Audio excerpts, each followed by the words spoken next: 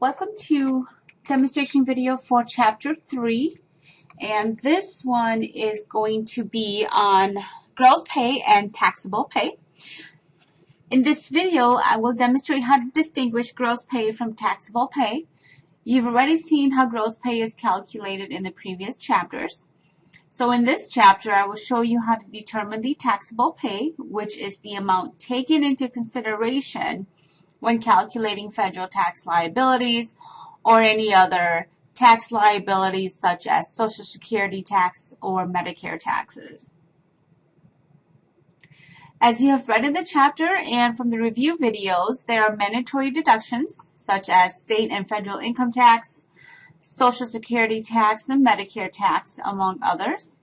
In this video and subsequent videos, I would demonstrate how the employer dictates the amounts to be withheld from an employee's paycheck.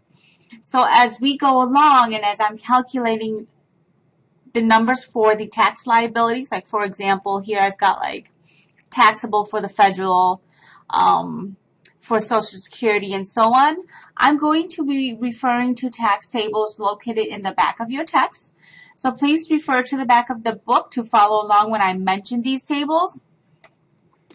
And they will be, and I believe some of them are located in the chapter that you will be working on.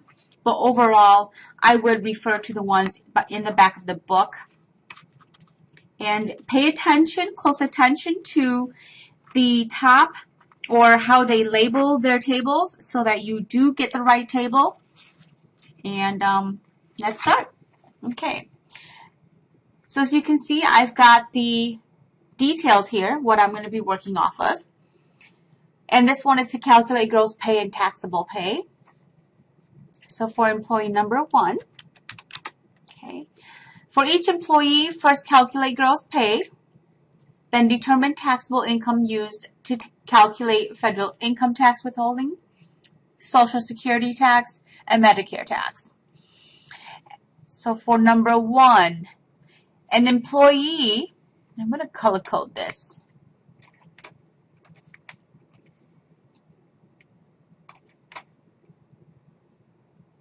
All right.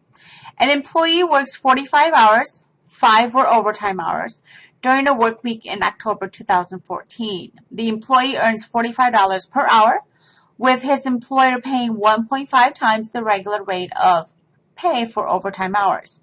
To date, he has earned $128,550 during the present year. He has requested that his employer withhold 8% of gross pay, which is to be contributed to a 401k plan. Okay, so as you can see, I've already labeled the items that I want to demonstrate here. So first of all, we're going to look at regular earnings. We're going to calculate the overtime earnings, the gross pay. Then we're going to look at what he wants to contribute or if they want to contribute to a 401k plan. Remember that this is optional. It is not required. Taxable pay for federal income tax withholdings. This is required. You have to pay into federal tax. And if they have exceeded the Social Security threshold, and let me just put this here, the cap is at $117,000 for the current year, for 2014. So that's our cap for Social Security, which is also known as OASDI, the taxable pay for Social Security, and the taxable pay for Medicare tax. Okay, so those are the different items I will be calculating for each of the different scenarios. So like I've done before, I'm going to go ahead and write out the formula so that you know where I'm getting my information from, and then I'm going to calculate it in this area. All right, so for the regular earnings, I'm going to take 45 hours.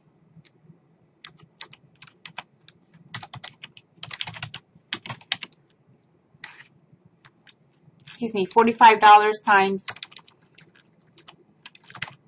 there you go, times 40 hours.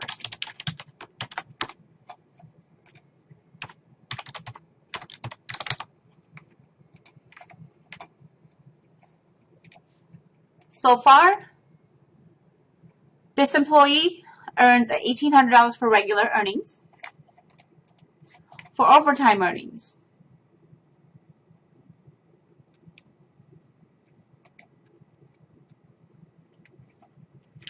I'm going to go ahead and take that $45 times 1.5.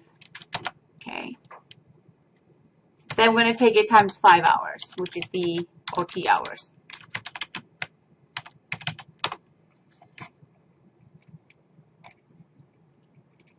So let's go ahead and calculate that in here.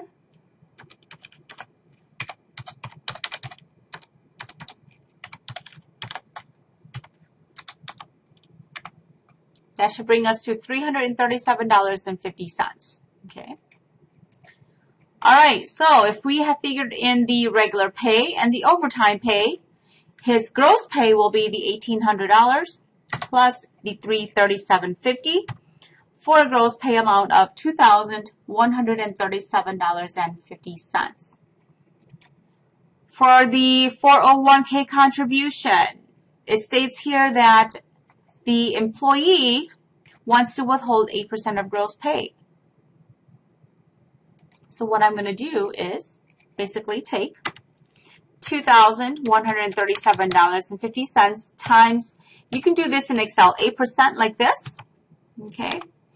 Or you can go ahead and see up here, I'm going to change this now, instead of the 8%, okay, up here in the formula, I'm going to do 0.8. Either way, it's 8%, oops, 0.08, excuse me. Either way, it's 8%, and it will calculate, or the results will be the same. That's his contribution to the 401k. All right, remember that contributions for 401k is not taxable. So what we'll do is we're going to go ahead and take this amount minus the 401k contribution, and the 1966 will be taxable for federal tax withholdings instead of the $2,137.50. That's a benefit to the employee. I'm going to go ahead and put in the formula for this one.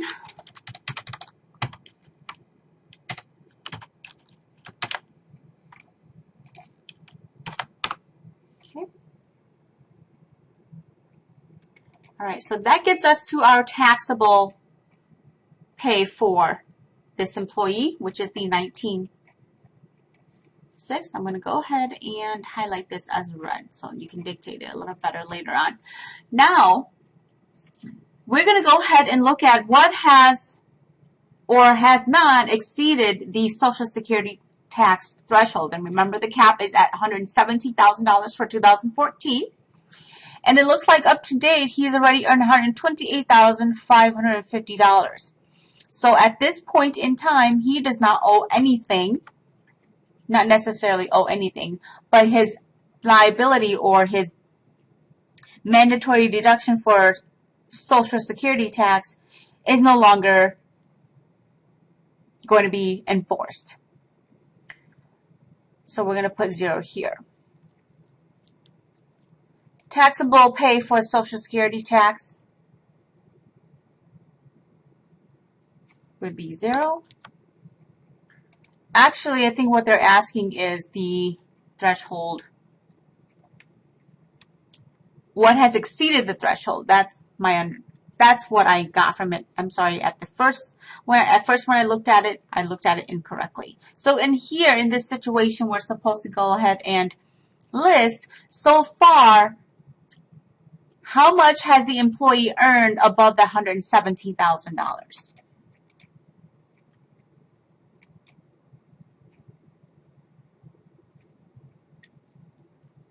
Okay, and basically because he has earned $128,550 already, we can go ahead and say this is the amount from this paycheck that exceeds the $117,000, so none of it would be taxable.